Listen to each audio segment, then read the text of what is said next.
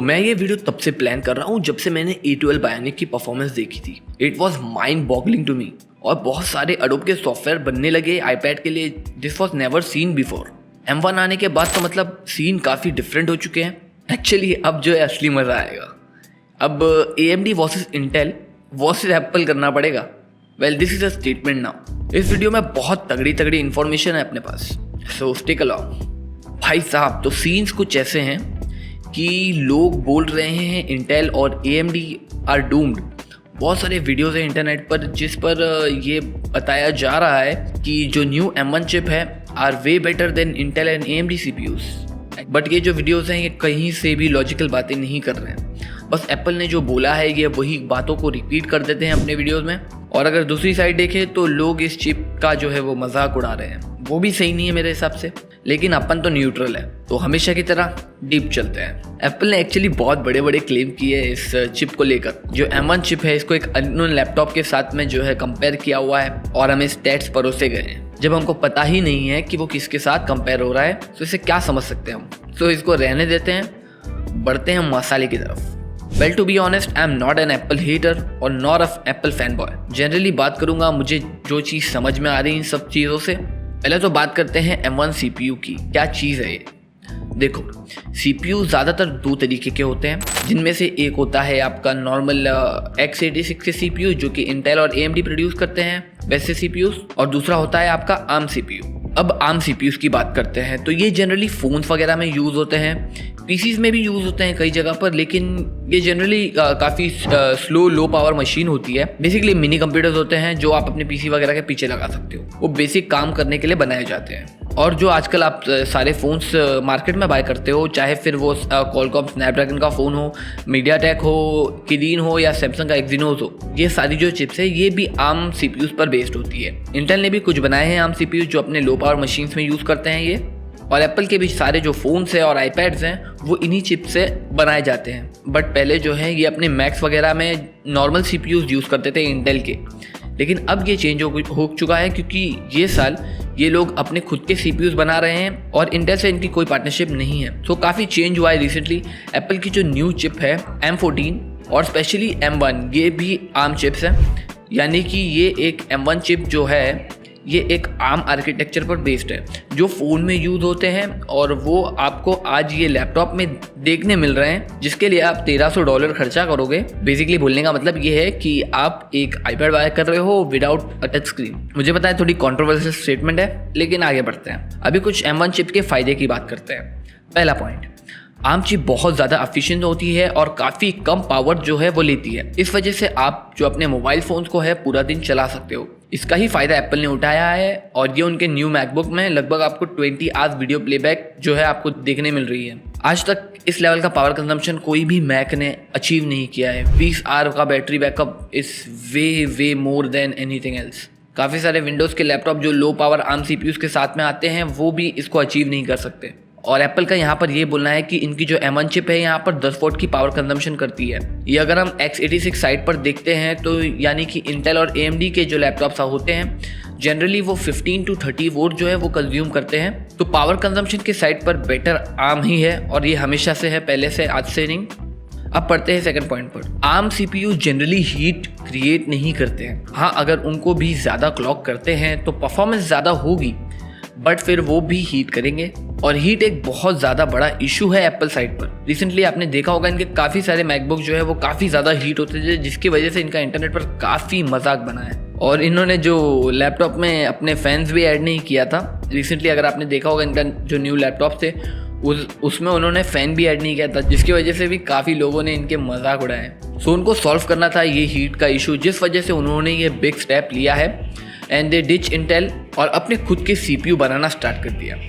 अब आते हैं थर्ड पॉइंट पर। अब एप्पल की जो ये न्यू चिप्स हैं x86 पर बेस्ड नहीं है, ये एक ARM चिप है। इसका मतलब सीधा ये होता है अब आपके वो सारे जो ऐप्स थे जो ARM CPUs पर वर्क करते थे वो आपके नॉर्मल लैपटॉप्स में भी काम करेंगे। मतलब जो आईफोन्स वगैरह के ऐप्स होते हैं, आईपैड वगैरह के ऐप्स होते हैं, वो अब नेटिवली मैक वगैरह में भी सपोर्ट करेंगे। ये पहले कभी भी पॉसिबल नहीं था। अगर किसी को ऐप बनाना होता था तो वो दोनों आर्किटेक्चर के लिए अलग अलग ऐप बनाते थे। अब ये बहुत आसान हो गया है और इसके बहुत ज़्यादा फायदे हैं और कुछ नुकसान भी है जिसके बारे में बाद में बात करेंगे। तो इसका बेसिक मतलब ये निकलता है कि आप पबजी मोबाइल, जो कि अभी बैन हो चुका है इंडिया में, आप आराम से खेल सकते हो अपने मैकबुक में without any use of an emulator. ये बड़ी चीज़ है। अब ये मैं देखना चाहता हूँ कि लोग इसका इस्तेमाल किस तरीके से करते हैं। अब मेरे हिसाब से जो सबसे बड़ा अच्छा फ़ायदा हुआ है इस आर्किटेक्चर चेंज का वो यही है। बाकी नुकसान की बात तो बाद में करेंगे ही। अब आते हैं चौथे पॉइंट पर, बात करते हैं परफॉर्मेंस की। भाई आर्म कभी भी बेटर नहीं था x84 से, बट ये मैंने रिसेंटली देखा है बहुत बड़ा भद्दा सा मजाक हो रहा है। इसके बारे में इंटरनेट पर एक्चुअली बहुत ज़्यादा बातें हो रही नहीं है, मुझे नहीं पता क्यों, बट ध्यान से सुनना मैं क्या बोल रहा हूँ। अगर मैं एक 4K क्लिप को अपने फ़ोन में एडिट करता हूँ और मैं उसी क्लिप को अपने पीसी में एडिट करता हूँ और मैं एक्सपोर्ट भी दोनों को सेम बिट रेट पर करता हूँ, तो आपको क्या लगता है कौन सा CPU जो है वो फास्ट एक्सपोर्ट करेगा? The answer might actually shock you. Actually जो फ़ोन के एक्सपोर्ट हैं वो मेरे पीसी और लैपटॉप से ज़्यादा फास्ट हो जाते हैं और मैंने कई सारे टेस्ट किए हैं इस चीज़ पर, इसलिए मैं कंफर्मेशन के साथ बोल रहा हूँ।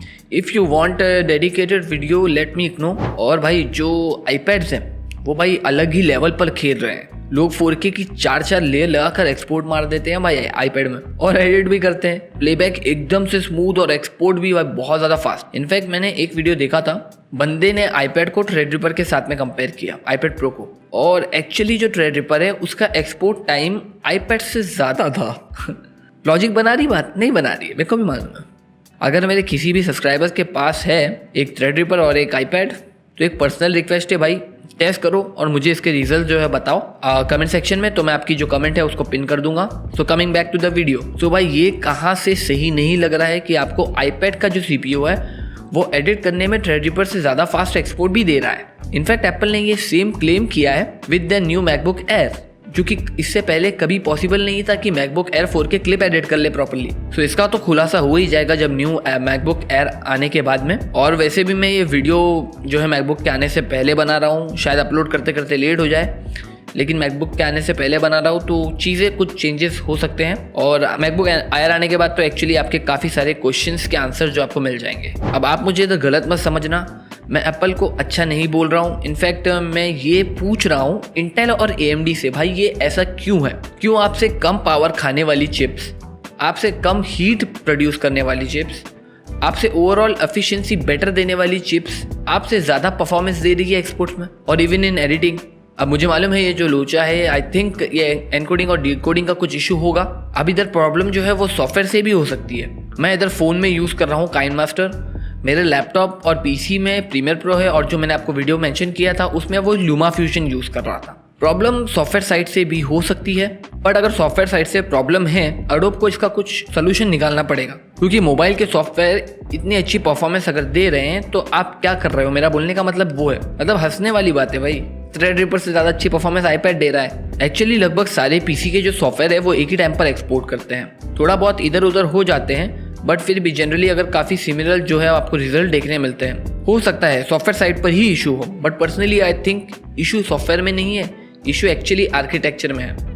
आई am actually making a really big and bold statement and claim here actually, but still I think here is the main issue.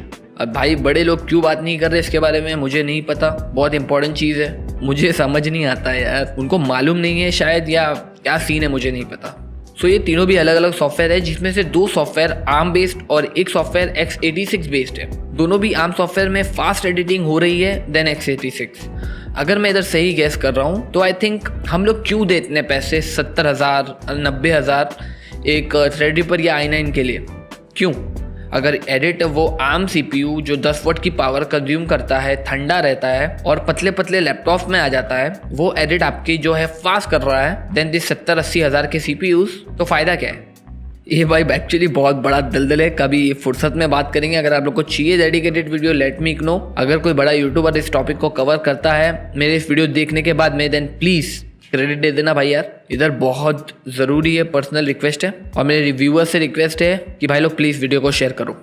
And guys अगर ये बात सही है कि ARM can handle better video editing than x86, ये पूरा मामला ही technology का पलट कर रख सकता है, and I am damn serious about this.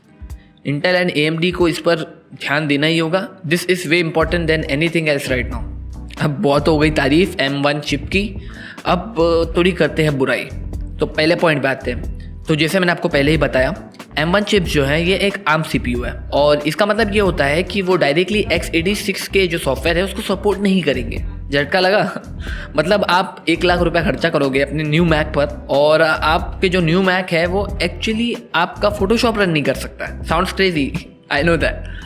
मतलब अभी के लिए I think you are stick with mobile apps, और जो थोड़े बहुत ऐप बन चुके हैं वो सब भी, लेकिन अभी बहुत जो मेजर सॉफ्टवेयर हैं वो डेवलपमेंट में हैं, और उसको लगेगा टाइम, लगभग 6 महीना 1 साल लग सकता है प्रॉपर सॉफ्टवेयर का जो है वो बनने के लिए, या प्रॉपर इकोसिस्टम बनने के लिए। आते हैं सेकंड पॉइंट पर। अब बात करते हैं गेमिंग की। लोग बहुत कुछ क्लेम कर रहे हैं वीडियोस में, एप्पल की तारीफ के पहाड़ रुक नहीं रहे हैं, बट एक बात जान लो, it will not be a good gaming machine, और एक्सपीरियंस भी काफ़ी भद्दा सा होने वाला है। GTA 5 वगैरह तो वो भाई x86 पर ही आई थिंक अगर वो सब रन करते हैं देन वो भी इनको यहाँ पर गेम को पोर्ट करना पड़ेगा। चांसेस है अगर वो पोर्ट होता है तो आपको मोबाइल फ़ोन्स में भी जो है GTA 5 देखने मिल सकता है, लेकिन पोर्ट एक आसान काम नहीं होता है गेम को पोर्ट करना, उसके लिए जाएगा टाइम। अब आई डोंट नो एप्पल इसको किस तरीके से हैंडल करेगा, लेकिन हैंडल करने की बहुत ज़रूरत है बिकॉज बहुत लोगों की डिमांड है। बट अब एक फैक्ट बात, इसमें 8 कोर है CPUs की, जिसमें से 4 हाई पावर कोर है और 4 एफिशिएंसी कोर है, जो कि जनरली मोबाइल CPUs में देखी ही जाती है, और GPU के लिए अलग से 8 कोर दी गई हैं। So if you think this can do better than RTX 3090, well भाई रहने दो भाई, तुमसे ना हो पाएगा। मेरा ये मानना है कि it will not be better than GTX 1050। ये भी मैं मैक्सिमम बोल रहा हूँ, मतलब बहुत स्ट्रेच करके। In fact I think this GPU will be close to the performance of MX 250 और 350। उसके ऊपर एक्सपेक्ट मत करना। अगर 5x बूस्ट को देखते हैं इंटेल HD की परफॉर्मेंस से, तो आपको ये अराउंड GTX 1050 के अराउंड परफॉर्मेंस दे सकता है अकॉर्डिंग टू स्पेक्स, और जो इन लोगों ने इन्फॉर्मेशन प्रोवाइड की है उसके हिसाब से। But still I don't think वो एक्चुअली उतना क्लोज होगा, इसलिए मैंने आपको बोला कि ये एक्सपेक्ट करो कि आपको MX 350 की परफॉर्मेंस दे सकता है। बट लैपटॉप रिलीज होने के बाद कुछ भी हो सकता है। Actually we are talking about Apple, जिन्होंने काफ़ी सारी जो है टेक्नोलॉजिकल चेंजेस लाई है, और I think Apple is the only company which claim something and actually delivers. अब क्या पता रिलीज होने के बाद वो 1050 जितनी परफॉर्मेंस होगी तो बहुत ही मतलब बढ़िया हो जाएगा, लेकिन I still don't think so कि वहाँ तक की परफॉर्मेंस आपको बूस्ट मिलेगी। अब बढ़ते हैं तीसरी पॉइंट की तरफ। जैसे मैंने आपको पहले बोला, ये एक चिप पर बहुत सारी चीज़ें जो हैं वो लगाई गई हैं, और ये साल तो भाई इन्होंने हद ही कर दी। पहले मिलते थे कुछ हद तक रैम अपग्रेड, बट इस बार CPU के अंदर ही मिलती हैं आपको रैम्स। अब इसका थोड़ा सा तो फ़ायदा है, लेकिन एक्चुअली अगर आप देखो तो नुकसान ज़्यादा है, क्योंकि अगर आपको CPU के अंदर ही रैम मिलती है, इसका मतलब ये होता है कि रैम अपग्रेडेबिलिटी अब पूरी तरीके से काट दी गई है। आप अपना सिस्टम अगर 8 GB पर लेते हो तो आप एक्चुअली स्टक्ड हो 8 GB के साथ में। अगर आप 16 GB लेते हो तो ही आपको फ़ायदा है। सो इन माई ओपिनियन अगर आप बाय करने वाले हो न्यू मैक तो एटलीस्ट 16 GB ही लो, क्योंकि अपग्रेडेबिलिटी इधर ऑप्शन ही नहीं है। सो ये 3 मेजर प्रॉब्लम्स जो मुझे दिख रही है अभी फ़िलहाल इस न्यू मैकबुक्स में। बट हाँ, चीज़ें चेंज हो सकती है, क्योंकि मैं ये वीडियो मैकबुक के आने से पहले बना रहा हूँ। आने के बाद अपलोड करते करते शायद मैकबुक आ भी जाए, लेकिन अब उसका पता नहीं। आने के बाद कुछ चेंजेस हो सकते हैं, आपको चेंजेस देखने में मिल सकते हैं। अब पूरा आर्किटेक्चर चेंज किया है एप्पल ने, इस रियली अ बिग स्टेप, और अब ये शायद कभी फिर से x86 पर ना आए। और हम यहाँ पर एप्पल की बात कर रहे हैं तो I think it's the only company which can actually pull this off. But proper ecosystem बनने में न्यू आर्किटेक्चर आने के साथ जाएगा अभी टाइम। नेक्स्ट जेन वाले मैकबुक और ज़्यादा बेटर होंगे विथ ARM, और वो इस चेंज को ज़्यादा अच्छी तरीके से एक्सेप्ट करेंगे। I am not an apple fan boy, but Intel and AMD really need to work on this video encoding and decoding on their x86 platform, because this is huge actually. This can actually flip the whole ecosystem of today's technology. अगर export वगैरह fast हो ही रही है ARM architecture में, तो भाई लोग खर्चा ही क्यों करें ना, उतना ज़्यादा पैसा ही क्यों दे x86 के लिए। इनकी तो कंपनी बंद हो जाएगी भाई अगर ये नहीं चलेगा तो properly. Intel and AMD really need to sort this out, और जल्द से जल्द इनको अपने न्यू आर्किटेक्चर में कुछ हद तक जो है ARM जैसा कुछ एनकोडिंग एंड डिकोडिंग का करना पड़ेगा। So guys, if you like the video, please hit that like button, consider subscribing as well. Please share the video, I would really appreciate it, and I think I'm done. Bye guys.